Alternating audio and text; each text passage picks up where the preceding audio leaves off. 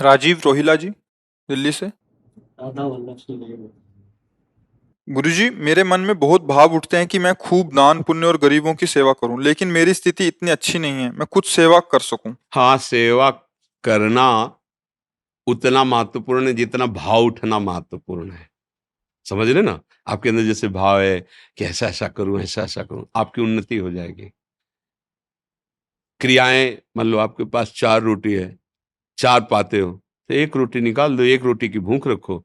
उसमें से चिड़िया, पंछी, गई गऊ किसी को भी दे दो। आए हुए भूखे अतिथि, किसी साधु महात्मा किसी को भी दे दो। आपकी वो 1 रोटी दूसरे के करोड़ों मन अन्नदान के बराबर नहीं होगी, क्योंकि आप उतनी सामर्थ्य वाले हैं और आपका भाव बहुत है। बस वो भाव काम कर जाएगा। समझ रहे हो? और अगर कहीं नाम वाम की प्राप्ति के लिए हो, जैसे आजकल लोग पंखा लगवाते हैं तो पंखुड़ी में जिला नंबर पूरा सब दे देते ना। एक पंखा लगाया और पूरा नाम और पूरा मतलब पूरा पता उसी में लिखा हुआ है। ये सब केवल मलिनता है, अहंकार की मलिन। ये सब नहीं, अपने पास है, उसी में से हम 4 रोटी है, 3 में काम चला लेते, 1 रोटी में आधी रोटी पक्षियों को डाल दिया, आधी गौ को पवा दिया, कभी किसी भूखे को पवा। ज्यादा कोई ऐसा अवसर है तो आज हम उपवास कर लेते, 4 रोटी किसी को पवा देते। इससे बड़ा कोई दान नहीं। ध्यान रखना। एक बार एक मुदगल नाम के ऋषि थे, वो सीलोंच वृत्ति से जीते थे। सीलोंच कहते हैं, ये शास्त्रीय शब्द है। जैसे किसान अपनी फसल काट ले जाता है, फिर जो बालियां और दाने पड़े रहते हैं उसे सीला कहते हैं, सील। और बाजार में जहां अन्न बेचा जाता है वहां से सब उठ गया, अब जो दाने पड़े रहते हैं उसे उंच कहते हैं। सील और उंच, इन दोनों वृत्ति से वो अन्न इकट्ठा करते थे। तो बड़ी मेहनत के बाद मान लो 15 किलो लगभग हुआ, इससे ज्यादा नहीं, क्योंकि किसान तो सब अपना ले गया। अब जो एक बाली एक दाना ऐसे पड़ा खेतों में वो बिन लिया, बाजार उठ गई, जो दाना पड़ा है वो बिन लिया, और उसको भुनवा लेते थे और उसका बस सतुआ बना लेते थे और उसी से जीवन काटते थे। रात दिन भजन तपस्या और उसी को पाते थे। पर उनका ये नियम था, अगर उनके पास कोई आ गया तो भूखा नहीं जाने देते थे।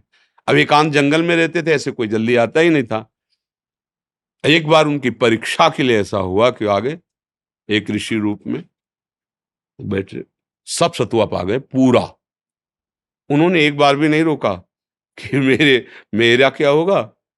स- और पानी पिया, मुंह पूछा, चल दिए। तो जो वहां सतुआ के कण गिरे थे ना, तो एक नेवला वहां से निकला, तो आधे शरीर पे सतुआ का कण लगा तो स्वर्ण का हो गया, तेजस्वी। राजस्वी यज्ञ जब युधिष्ठिर जी की हुई, तो वो ऐसे से घूम रहा था जहां सबको पवाया गया। फिर भगवान श्री कृष्ण और अर्जुन युधिष्ठिर जहां बैठे थे वहां से निकला और कहा, ये मुदगल ऋषि की सतुआ यज्ञ से बढ़ के नहीं है, राजसूय यज्ञ हुआ। तो भगवान ने कहा, ऐसा क्यों तुम कहते हो? बोले, देखो सतुआ के कण लगे थे तो आधा में स्वर्ण का हो गया, यहाँ सब जगह घूम आया, हमारा एक बाल भी स्वर्ण का नहीं हुआ। तो हमारी बात समझ रहे ना? कितनी कठिन मेहनत से बीन बीन कर दाना वो एकत्रित करते, तो उनके द्वारा सतुआ यज्ञ की बराबरी भगवान जहां बैठे राजसूय यज्ञ नहीं हुई। हमें जरूरत नहीं कि हमारे पास धन आवे, हमें जरूरत है जितना हमारे पास है उसमें से अपने परिवार का पोषण करते, अगर 1 रोटी भी बाहर दे वो बहुत बड़ा दान। समझ रहे ना? आपका भाव होना चाहिए। संपत्ति खास बात नहीं है, खास बात भाव है। भाव है ना, तो भगवान आपकी हर सेवा स्वीकार कर रहे हैं।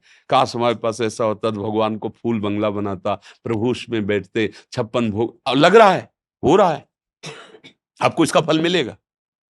ये कलयुग का विशेष प्रताप है। कलिकर एक पुनीत प्रतापा, मानस पुण्य होई और नहीं पापा।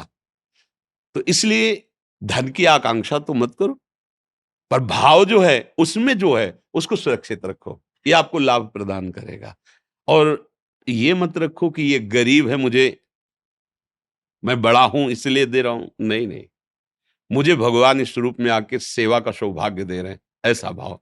और धनी है मान लो ऐसे, चल बांट दो इनको, तो पुण्य तो मिल गया, लेकिन जो उसका लाभ मिलना चाहिए वो नहीं मिलेगा।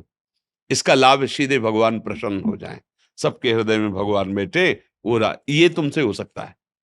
सबके प्रति भगवत भाव, अवसर मिल जाए, मृदु वचन, जल और रोटी का टुकड़ा, ये तो कोई भी दे सकता है। सब अन्न खा के जीते हैं। आज हम उपवास करेंगे, आज का भोजन हम किसी को देंगे। मान लो हम गरीब हैं कि हम दोबारा अपने लिए भोजन तैयार नहीं कर सकते, इतनी सामर्थ्य नहीं, तो आज हम उपवास कर जाएंगे, मरेंगे नहीं। आज हम किसी संत को पवा देते, किसी भूखे को पवा देते, किसी पशु को दे देते। ऐसी भावना रखो, भगवान मुझे धन दे तब मैं से, ऐसा नहीं होता। वो धन आएगा तो हो सकता है ऐसी प्रमाद स्थिति हो जाए कि ऐसे अपराध बनने लगे कि जिसका भाव करते हो भाव ही खत्म हो जाए। इसलिए बहुत सावधान होकर के चलो, भगवान जिस परिस्थिति में रखें बहुत अच्छा है, और भाव बढ़ाते चले जाओ। भगवान भाव के भूखे हैं, भाव का हूँ भूखा हूं मैं, और भाव ही एक सार है। भाव से मुझको भजे तो भाव से बेड़ा पार है, भगवान के वचन है। जी।